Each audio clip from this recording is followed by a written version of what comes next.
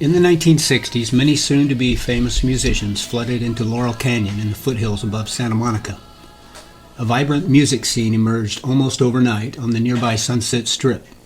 Record producer Terry Melcher recalled, quote, "Kids came from everywhere. It just happened. One day you couldn't drive anymore. It was like overnight you couldn't drive on the Strip," unquote. Clubs sprung up on the Strip and major record labels sprang into action. So did the mainstream press.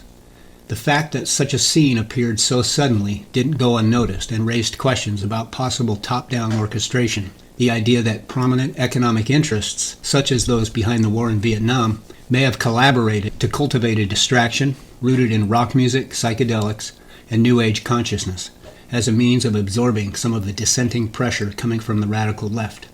Where did all the LSD come from? Who paid for it? Why was the CIA funding studies of psychedelic drugs at places like Stanford and Columbia universities? Did the Brotherhood of Eternal Love, also known as the Hippie Mafia, who produced and distributed their own brand of LSD called Orange Sunshine, really have CIA connections, as some believed? Did Timothy Leary and the Harvard psilocybin project he was involved with in the early 1960s have connections on high? How did a guy like Owsley Stanley supply so much LSD to so many people, from the acid tests, Grateful Dead concerts, and Merry Pranksters, to events like the Monterey Pop Festival, Altamont Festival, and the Human Being of 1967? As popular as LSD was, not to mention illegal, in California after 1966, it could probably have fetched a pretty good price on the street. Yet LSD was often passed out free of charge, like it grew on trees. Who was footing the bill? It was speculated, even by counterculture insiders, that the mass doping was part of a CIA plot to neutralize dissent, especially after it became known that the CIA was behind the MKUltra program in which counterculture icon Ken Kesey was involved. In the documentary Hippies, former digger Peter Coyote said, quote, "Some on the left even theorized that the hippies were the end result of a plot by the CIA to neutralize the anti-war movement with LSD, turning potential protesters into self-absorbed navel-gazers," unquote. Yippie founder Abby Hoffman said, quote, "There were all these activists, Berkeley radicals, White Panthers, all trying to stop the war and change things for the better. Where the hell did the hippies come from?" Unquote. But the real revolution was happening several hundred miles north of the Laurel Canyon scene, where the Silicon Valley was hosting the mother of all revolutions in the research and development of computer science and internet technology. Ironically, it was the counterculture and their adamantly anti-technocratic core values that would play a major role in bringing this revolutionary technology to the mainstream. Somehow, IT was generally looked upon by the counterculture as a way of promoting their egalitarian worldview and power to the people. Also somewhat ironic, at least at the time, was the fact that the use of psychedelic drugs also played an important role in the development of this technology. Much of the early computer research was done at Stanford Research Institute. During the same period, Stanford was also one of the many universities around the country where the CIA was conducting covert and illegal mind control experiments using psychedelics, including LSD. In the fall of 1960, Aldous Huxley became involved with the Harvard psilocybin project, which began that same year. In 1954, Huxley had theorized in his book, The Doors of Perception, that there are metaphorical doors in the human psychological makeup that may be opened by properly administered psychedelics, greatly facilitating consciousness expansion and self-discovery. Huxley was recognized as a man of remarkable intelligence, described by author J. Stevens as, quote, "probably the brightest young literary man of his generation in any of the Western countries." Adding that the fall of 1960 was an equivocal time for Aldous Huxley. His lectures on visionary experience were jammed, and not just by students. The public ones at night caused traffic problems more appropriate for the Harvard-Yale game. So it's no wonder that Huxley was sought out by Leary to participate in the 1960 Harvard project. For Huxley, Tim Leary was like a strong breeze in a sail that had started to sag. His enthusiasm, his theoretical orientation, and most of all, his connection with Harvard made him the perfect man to advance Aldous's psychedelic scenario, unquote. Another participant in the Harvard psilocybin project was Richard Alpert, who would later become known as Ram Dass. But concerns were raised about the safety and legitimacy of the project, and it was shut down. Leary and Alpert, both rising academic stars, would be released from the university the following year. They both began seeking a better place to pursue the study of psychedelics. They would go on to continue their experiments in Millbrook, New York, but went their separate ways shortly thereafter. Each spent their own time traveling in India. Alpert returned from India with a new name, Ram Dass. Leary went on to become involved with the Brotherhood of Eternal Love in Laguna Beach, an organization that produced and distributed Orange Sunshine, their own brand of LSD. Huxley would become involved with the Vedanta Society of Southern California, a society that was devoted to spiritual activities. Huxley, Leary, and Alpert would all go on to become involved with the Esalen Institute in Big Sur, California.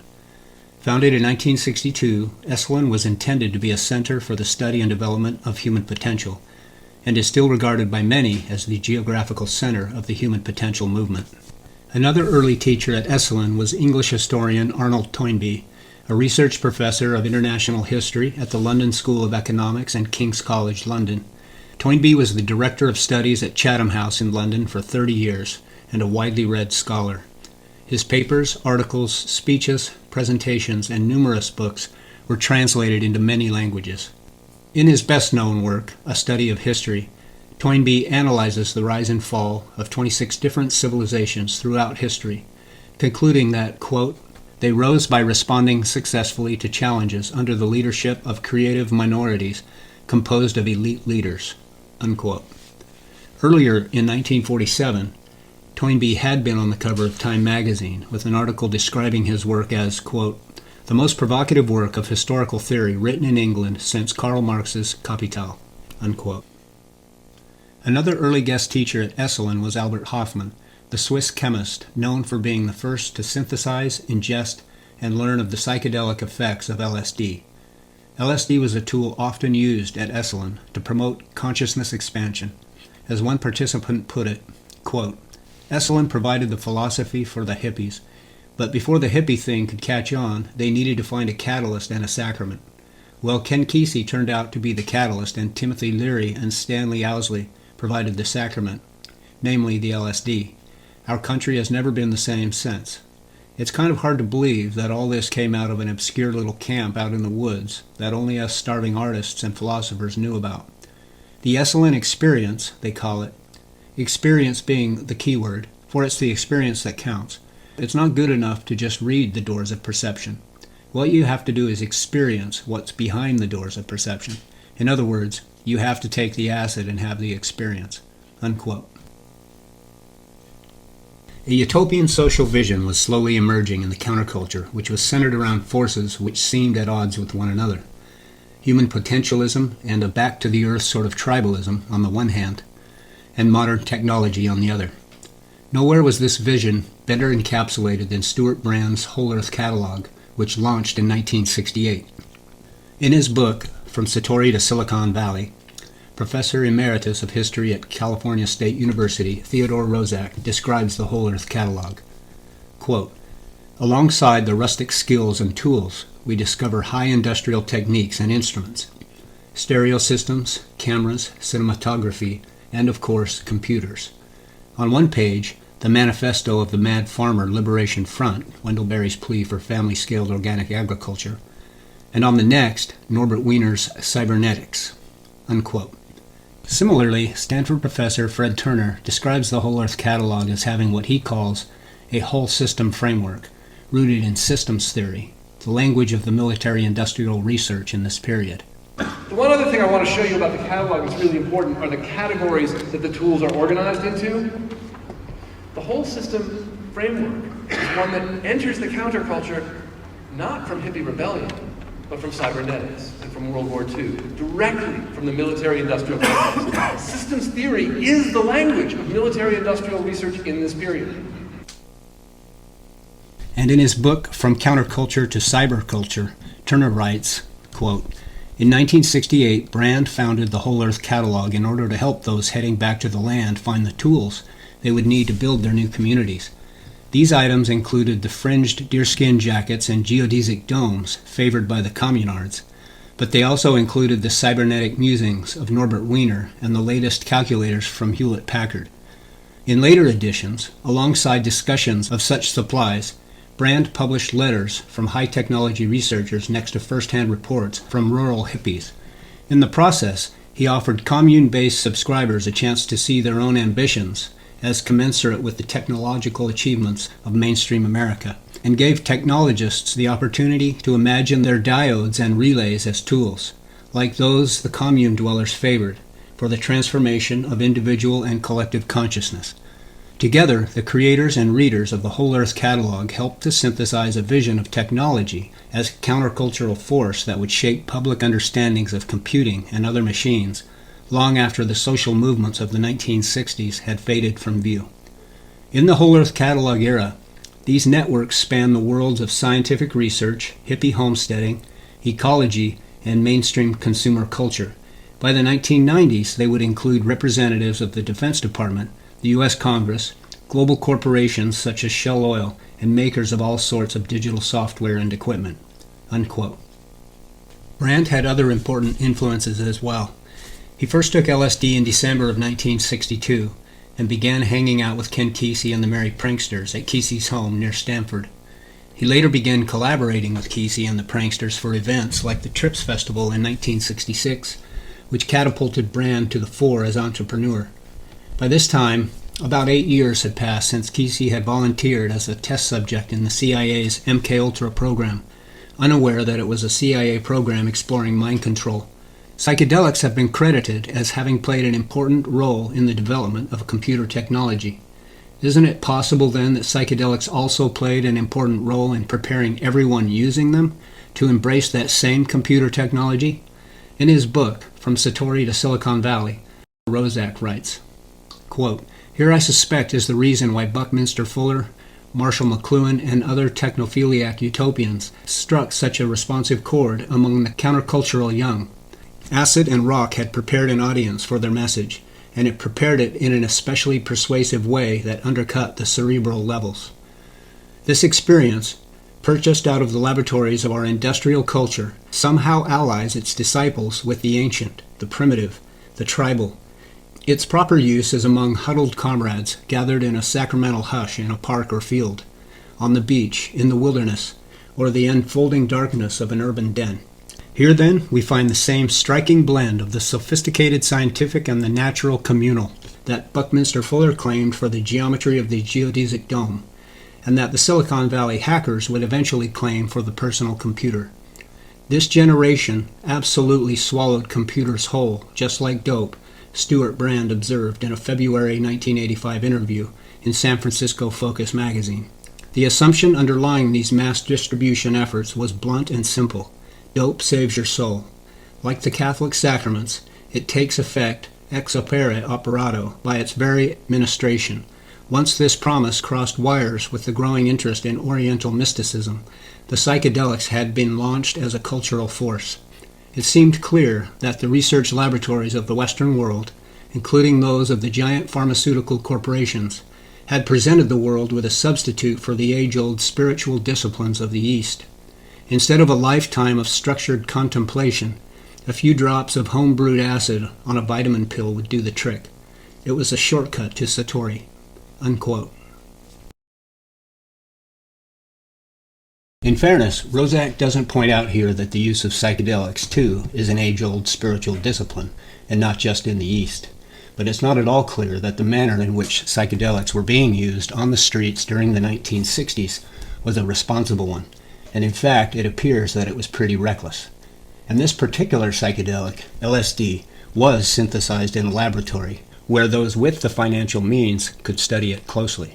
It is perfectly plausible, then, that this is yet another example, in a historical litany of many, of social elites corralling a technology or some source of knowledge, so that they can figure out how to use it before anyone else does.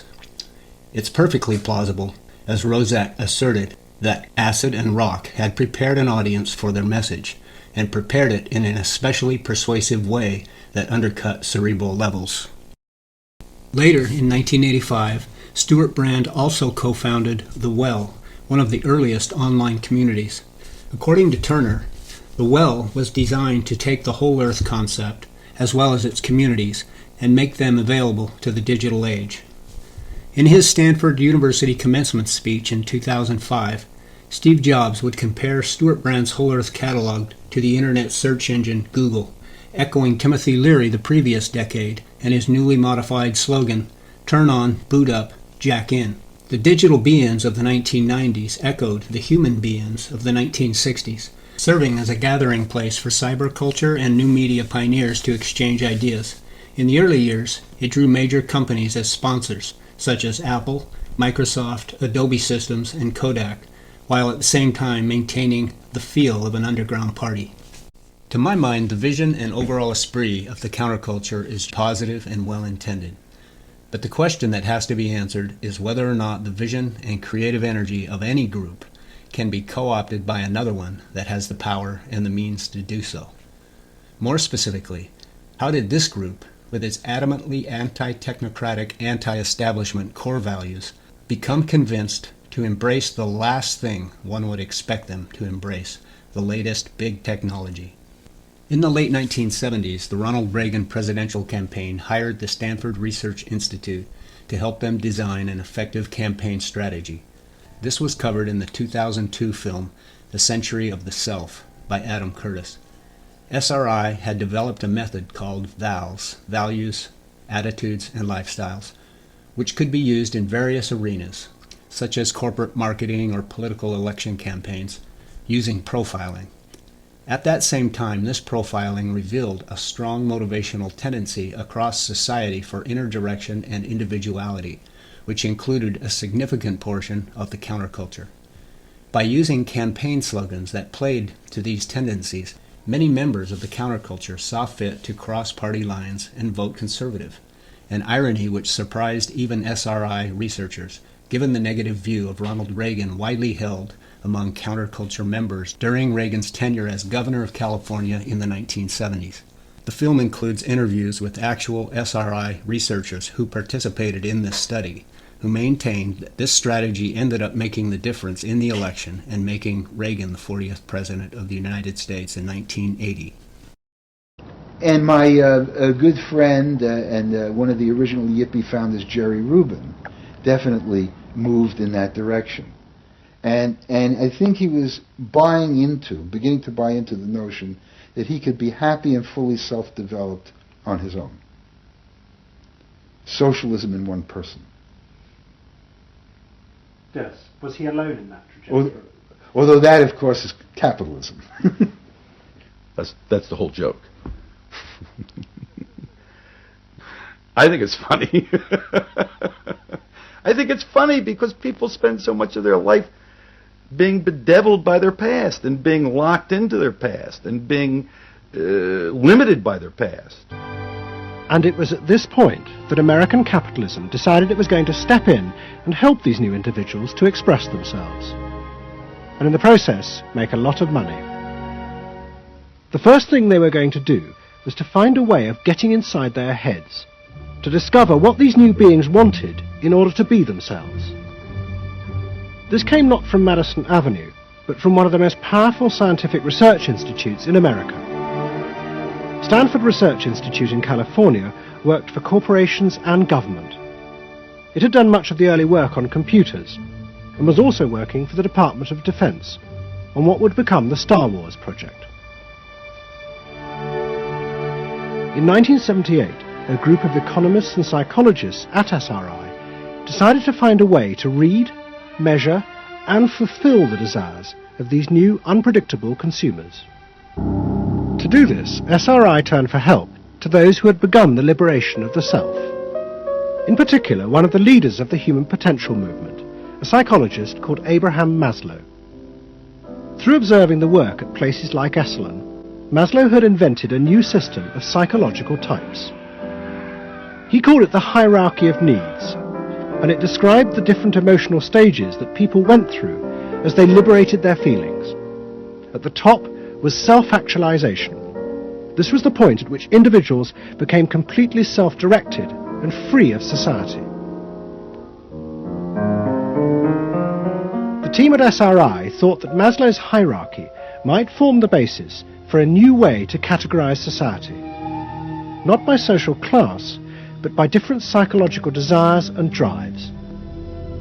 To test this, they designed a huge questionnaire with hundreds of questions about how people saw themselves, their inner values. The questions were designed to see whether people fitted into Maslow's categories. We were trying to find out what people really felt like. So we asked these really penetrating questions, and we hired a company that administers surveys, to do them. They said they've never seen anything like it. Usually you have to send out a postcard 6 weeks and then another postcard, and then you got to call the people up, to get the return rates up. We had an 86% return, and they only sent out one postcard. People loved filling out this questionnaire. We got several questionnaires back with a note attached saying, do you have any other questionnaires I could fill out? Because we were asking people to think about things that they had never thought about before, and they liked thinking about them. Like what? Like what they felt inside? Yeah, like what they felt inside. What motivated them? What was their life about? They called their system Values and Lifestyles, VALS for short. At the forefront of this change are three new VALS groups we call inner-directed. These are people for whom personal satisfaction is more important than status or money. They tend to be self-expressive, complex, and individualistic.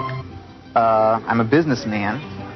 That doesn't necessarily mean that I believe in capitalism. It just happens to be what I'm doing now. So it allowed people not just to look at people as demographics, group of age and income and whatever, but to really understand the underlying motivations. I mean, most of marketing was looking at people's actions and trying to figure out what to do. But what we were doing is we were trying to look more into people's underlying values. So the corporations were then able to sell things to them by understanding them. If a new product expressed a particular group's values, it would be bought by them. This is what made the Values and Lifestyle system so powerful, its ability to predict what new products self-actualizers would choose. And this power was about to be demonstrated dramatically. VALS would show it could predict not just the products they would buy, but the politicians they were going to choose to elect. Ladies and gentlemen, the next President of the United States of America, Ronald Reagan! In 1980, Ronald Reagan ran for president. He and his advisors were convinced they could win on a program of a new individualism. It would be an attack on 50 years of government interference in people's lives.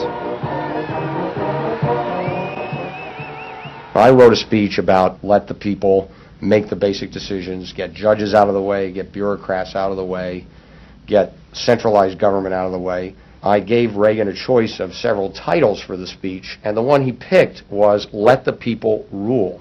Let the people regain rule, regain control over their own destiny away from a remote elite in Washington. I would like to think that the kind of leadership that I would exercise in Washington is not the kind of leadership that I would pretend that I can solve all the problems I've been discussing here, but that together you and I can. I would like to take the lead in taking government off the backs of the American people and turning you loose to do what I know you can do. It was radical. Moderate Republicans thought it was suicide. Jimmy Carter called it ridiculous. The press was extremely negative. But the odd thing is that it polled very well in New Hampshire, which was the first primary state, the state that we had to win. What was odd was that there seemed to be a strange mosaic of support for Reagan's policies. The traditional pollsters could see no coherent pattern across class, age, or gender. But those who had designed the Values and Lifestyle system believed that they knew why. They were testing their system in both America and Britain, and they were convinced that both Reagan's and Mrs. Thatcher's message about individual freedom would appeal to the group at the top of their hierarchy, the inner directeds, because it fitted with the way they saw themselves. They were really concerned about being individuals, being individualistic. And so in the early stages, when we were looking at the messages that both Thatcher and then Reagan were putting across, we said they are using words that will really appeal to a lot of the younger people, and particularly to the people who are moving towards self-actualization. We call them the inner-directed people. A lot of our colleagues said, That's absolutely ridiculous, because inner directeds are very socially aware, very socially concerned. They'll never vote Conservative, or they'll never vote for the Republicans. But we said, if Thatcher and Reagan continue to appeal to them in this way, they really will. And I vision leadership in taking government off your backs and turning you loose to do what you can do so well. Thank you very much. The idea that the new self-actualizing individuals would choose a politician from the right, not the left, seemed extraordinary. But to test their prediction, the Values and Lifestyles team did a survey of voting intentions, and they correlated it with their new psychological categories.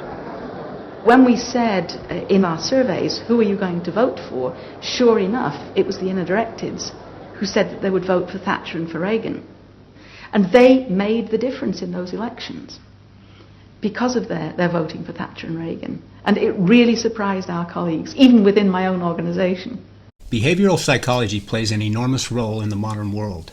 It undergirds much of the actions of citizenry, though these actions are widely presumed to be our own free choice. If such deception can be used to convince people to embrace a product or a politician, then it can also be used to get them to embrace a technology. Aldous Huxley himself provides further insight into this idea in a 1962 appearance at UC Berkeley, where he describes what he called the final revolution. Huxley specifically alludes to a sort of historical evolution in the methods of what he calls the controlling oligarchy, in which the use of brute force is replaced by getting people to willingly tolerate their servitude, and eventually even to love it, which is what he calls the final or ultimate revolution. Also very telling is Huxley's allusion to the fact that it had already been worked out at that time, 1962, that about 20% of humans are extremely suggestible, while another 20% are the opposite, with about a 60% majority in the middle who are moderately suggestible. For more from Huxley himself, see the link in the description below entitled Aldous Huxley Describes the Final Revolution. This speech from Huxley was given the very year the Milgram experiments at Yale University ended, which studied the degree to which participants would obey authority figures, instructing them to perform acts which conflicted with their personal conscience.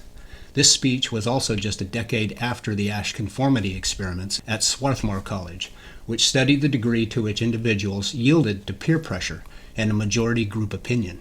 By this time, there had been a revolution in the field of psychology long since, resulting in a new methodology that was increasingly being utilized in public schools in the early 20th century.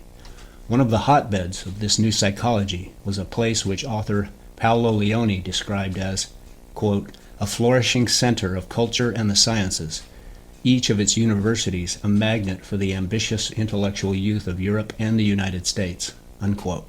This place was Leipzig University in Germany, where Ivan Pavlov, who Huxley mentioned in the previous clip, spent several years from 1884 to 1886. Wilhelm Wundt had just established the world's first psychology lab at Leipzig after his arrival there in 1875. Wundt mentored over 100 graduate students at Leipzig, some of whom went on to become very prominent themselves. In his book, The Leipzig Connection, Paolo Leone elaborates, quote, by the end of the First World War, Americans would notice increasingly a change in the way their children were being educated. In the succeeding decades, the same schools that once nurtured the American dream would become infested with drugs and crime, and high schools would be graduating students who could barely read, spell, or do simple arithmetic. Originally, education had meant drawing out a person's innate talents and abilities by imparting the knowledge of languages, scientific reasoning, history, literature, rhetoric, etc., the channels through which those abilities would flourish and serve. To the experimental psychologist, however, education became the process of exposing the student to meaningful experiences so as to ensure desired reactions. The Wundtian redefinition of education to mean feeding experiential data to a young brain and nervous system rather than teaching of mental skills led to the abdication of the traditional role of the teacher as educator. Its place was taken by the concept of a teacher as a guide in the socialization of the child, leading each youngster to adapt to the specific behavior required of him in order for him to get along in his group. Previously, of course, good behavior was considered its own reward. The idea of rewarding a child for behaving like a human being would only occur to someone who supposes that the child is basically an animal, and would have seemed like an open invitation to blackmail to any sensible 19th century parent. Wundt's thesis laid the philosophical basis for the principles of conditioning, later developed by Pavlov, who studied physiology in Leipzig in 1884, 5 years after Wundt had inaugurated his laboratory there. The American behavioral psychologists, such as Watson and Skinner, for lobotomies and electroconvulsive therapies, for schools oriented more towards the socialization of the child than towards the development of intellect. The list of Wundt's students is a who's who of early European and American psychologists. In succeeding years, one could go to almost any major European or American university and study the new psychology with a professor who had received his PhD directly from Wundt at Leipzig." Unquote. Wundt's approach to psychology was revolutionary at the time. In the preface of his book, Principles of Physiological Psychology, published in 1874, Wundt described this revolutionary approach as, quote, "an attempt to mark out a new domain of science," unquote. The general idea was to gain psychological insights through the observation of measurable physiological responses and their corresponding stimuli. But somehow this new psychology was making inroads into the field of education and the public school setting in both Europe and America. Teachers began getting training in how to elicit specific responses deemed desirable and subduing responses deemed undesirable. The American classroom began to look less and less like school and more like something we would expect in a behavioral psychology laboratory. More importance was now being put upon socialization and less importance on scholastics. At the center of the new educational paradigm in America was Teachers College, where teachers received training for the new paradigm. Just a few decades after its founding in 1887, the Rockefeller-endowed Teachers College moved to Columbia University in New York, where it exploded in both size and scope, becoming the nation's first, largest, and most comprehensive graduate school of education, health, and psychology. Eventually, there would be a major congressional investigation into this, but in the meantime, people had to wonder why education was changing so fast, and also why it had simultaneously become compulsory. Like the new psychology emanating from Leipzig, compulsory education was also imported from Germany, but in this case from Prussia, where it had been so successful for nation building in the 18th and 19th centuries, and from where it began spreading throughout much of the First World by modernizers and reformers in government and academia, and of course their corporate sponsors, the most prominent captains of industry. Their objective was to fashion an obedient, predictable population with consumeristic values, but only limited education, which meant the withholding of a classical education from the vast majority of people. It was believed the overall fitness of the workforce could be enhanced directly and immediately through things like forced sterilization, but also indirectly over time through social conditioning and selective breeding, which was thought to be most attainable through the implementation of mass compulsory schooling. Education and behavioral psychology were dovetailing this way because both were part of a broader movement, the American eugenics movement, an alliance between modernizers and reformers in government and academia and the largest, most prominent corporate interests. This movement is now well understood and well documented. In Edwin Black's book, War Against the Weak, Black describes the American eugenics movement as, quote, "a pernicious white-gloved war, prosecuted by esteemed professors, elite universities, wealthy industrialists, and government officials colluding in a racist, pseudo-scientific movement called eugenics," unquote. Black describes the movement as being, quote, "created in the publications and academic research rooms of the Carnegie Institution, verified by the research grants of the Rockefeller Foundation, validated by leading scholars from the best Ivy League universities, and financed by the special efforts of the Harriman Railroad fortune. The Nazi principle of Nordic superiority," Black continues, "was not hatched in the Third Reich, but on Long Island decades earlier, and then actively transplanted to Germany," unquote. The production of Black's book, War Against the Weak, involved more than 50 researchers in 15 cities in 4 countries, assisted by scores of archivists and librarians at more than 100 institutions.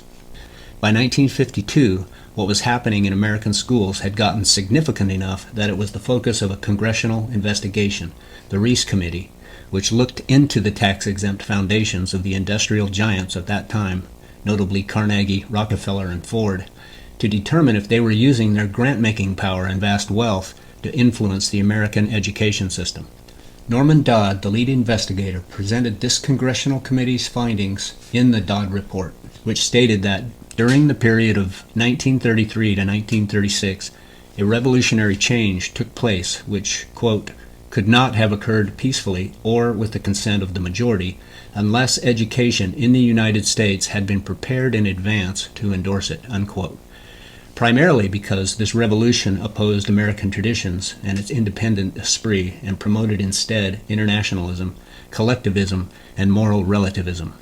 The Dodd Report, issued on April 29, 1954, described the effects the committee concluded the tax-exempt foundations were having in America, which included, quote, directing education in the United States towards an international viewpoint and discrediting the traditions to which it was formally dedicated, decreasing the dependency of education upon the resources of the local community and freeing it from many of the natural safeguards inherent in this American tradition, changing both school and college curricula to the point where they sometimes denied the principles underlying the American way of life, unquote.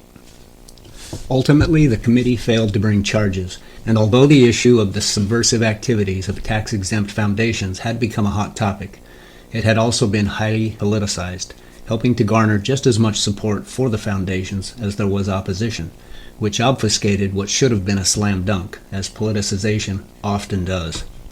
Dodd describes all this in an interview shortly before his death in 1987. For more on this, see the link in the description below entitled Norman Dodd on What Happened to the Reese Committee, where he describes exactly what the committee unearthed from the Carnegie Endowment's own board meeting minutes, which included the stated aim of, quote, building our own stable of historians, unquote.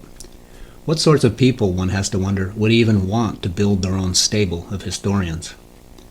In the immediate years following the Reese Committee, Renee Wormser, who had been general counsel to the committee, wrote a book, Foundations, Their Power and Influence, in 1958.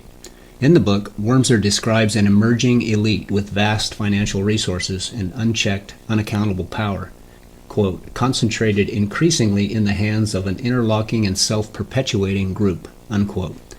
Wormser further writes in the book, quote, it is difficult for the public to understand that some of the great foundations which have done so much for us in some fields have acted tragically against the public interest in others, but the facts are there for the unprejudiced to recognize, unquote.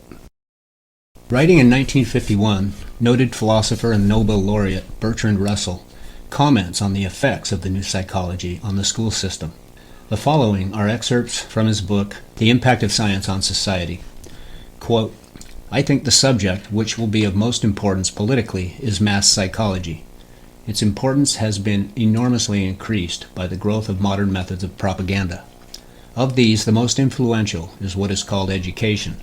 Religion plays a part, though a diminishing one. The press, the cinema, and the radio play an increasing part. It may be hoped that in time, anyone will be able to persuade anybody of anything if he can catch the patient young and is provided by the state with money and equipment. The social psychologist of the future will have a number of classes of school children on whom they will try different methods of producing an unshakable conviction that snow is black. Various results will soon be arrived at. First, that the influence of home is obstructive. Second, that not much can be done unless indoctrination begins before the age of 10. Third, that verses set to music and repeatedly intoned are very effective. Fourth, that the opinion that snow is white must be held to show a morbid taste for eccentricity. It is for future scientists to make these maxims precise and discover exactly how much it costs per head to make children believe that snow is black, and how much less it would cost to make them believe it is dark gray, unquote. Given the fact that Russell was an advocate of what he called a single world government, one might be led to believe he also advocated what he called a scientific dictatorship. But in the same book, Russell describes himself as optimistic that a scientific dictatorship would ultimately fail. Quote, so long as powerful democracies exist, democracy will in the long run be victorious, and on this basis I allow myself a moderate optimism as to the future. Scientific dictatorships will perish through not being sufficiently scientific. Unquote. Author and former teacher John Taylor Gatto, who was awarded New York City Teacher of the Year in 1989, 1990, and 1991, and New York State Teacher of the Year in 1991, wrote several books pertaining to these efforts by the big foundations and the effects on schooling he observed during his experience as a teacher for more than 30 years. Gatto demonstrates how these reformers in the United States, with the financial support of the most prominent industrialists, imported the Prussian model of compulsory schooling, hoping to emulate the success it had in Prussia over a century before, in producing a complacent, obedient, and predictable workforce in service to the industrial economy. In Gatto's words, these reformers believed family and tradition were the greatest obstacles to making a perfect society, a utopia, and that, quote, the primary target of the first 30 years of forced schooling was the tradition of independent livelihoods in America. They were terrified that the early tradition of America, that people work for themselves, would continue, unquote.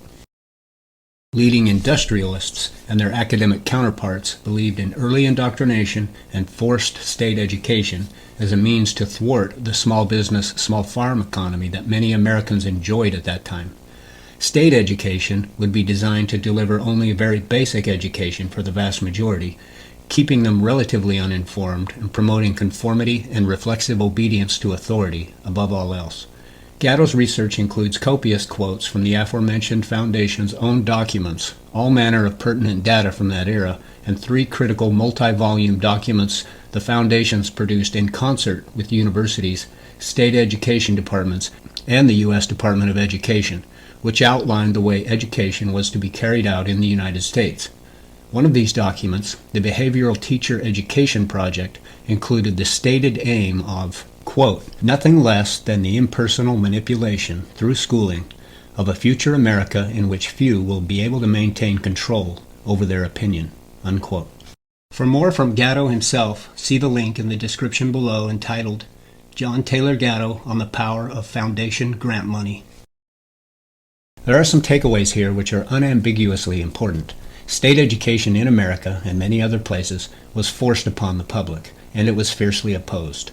A disproportionately small number of big business interests provided a disproportionately large amount of the funding for that effort. There was a major congressional investigation into this effort during the 1950s, which revealed that the largest industrial interests in America were using their tax-exempt foundations and grant-making power to undermine American traditions and revamp the education system to be more in keeping with their interests and the industrial economy in general. And for some reason, that investigation failed to bring charges, despite the damning evidence that it uncovered. Simultaneously, a new psychology was creating quite a stir in academia, a psychology which not only became a hot topic in psychology departments in major universities all over Europe and America, but which also was making inroads into public school classrooms. This psychology, for whatever reason, had a strong association with Leipzig University in Germany in particular. Of course, some will argue that this is one of those parts of history we're better off just not worrying about. While that attitude is understandable and has merit, there is also merit in learning about important historical events, whether pleasant or not, in order to understand the socio-historical context out of which our own current events are shaped today in large part. This doesn't mean we should dwell on or obsess with this history. It just means we shouldn't run from it either. We've all heard the statistics pertaining to the deteriorating physical, mental, and emotional state of our youth. Most of us recognize that a significant proportion of our youth are suffering from things like depression, screen addiction, and obesity, and this is currently trending in the wrong direction. Today, it's far easier to corroborate what Leone noted in the Leipzig Connection back in 1978. Namely that educational results in the past couple hundred years, quote, far exceeded those of modern schools. One has only to read the old debates in the Congressional Record, Leone continues, or scan the books published in the 1800s to realize that our ancestors of a century ago commanded a use of the language far superior to our own. Students learned how to read not comic books, but the essays of Burke, Webster, Lincoln, Horace, Cicero. Their difficulties with grammar were overcome long before they graduated from school, and any review of a typical elementary school arithmetic textbook printed before 1910 shows dramatically that students were learning mathematical skills that few of our current high school graduates know anything about. Psychology currently constitutes the principal philosophical underpinning of our educational and, consequently, of our cultural outlook. From its largely bestial precepts, major decisions in all walks of life are now made, and anyone attempting to determine the causes of a deep and lengthy national malaise must take into account psychology's covert hegemony over the thought processes of the body politic, the body economic, and the body social. Institutionalized as education, it has become our largest single public expenditure at local, state, and federal levels." Unquote. Reversing these trends should be one of our top priorities, and it stands to reason that accomplishing that involves understanding the historical context out of which these trends emerged. We now know that big tech companies are, for some reason, allowed to create engagement-based social media platforms that exploit the human limbic system to create addictions, which we now know are causing all kinds of problems for society, especially our youth. It seems self-evident that reversing this, too, has to involve acknowledging the historical context behind it, no matter how unpleasant that may be, because where all this seems to be heading is becoming more and more apparent every day. Today, captains of industry are not peddling internet technology so much as new ways to use it. Rather than solving the problems this technology has obviously created, they're doubling down. Now they're telling us that a useless class is emerging, creating a big problem for society. We must, in their terminology, hack ourselves in order to merge our brains with artificial intelligence to avert this catastrophe. This, they tell us, will allow us to become, in their terminology, superhuman. The fourth industrial revolution will impact our lives completely. It will not only change how we communicate, how we produce, how we consume, it will change actually us, our own identity, and of course gives life to such policies and developments like smart traffic, smart government, smart cities. What we will see is that everything will be integrated into an ecosystem driven by big data, and this revolution will come at a breathtaking speed. It will be like a tsunami. Of course, every industry will be digitalized, will be disintermediated, and has to define a new business model. But it's not only business which is affected, it's government which has to move over to agile government, it is society as a whole, with the danger of job losses, but also with the need to reskill and upskill people fast.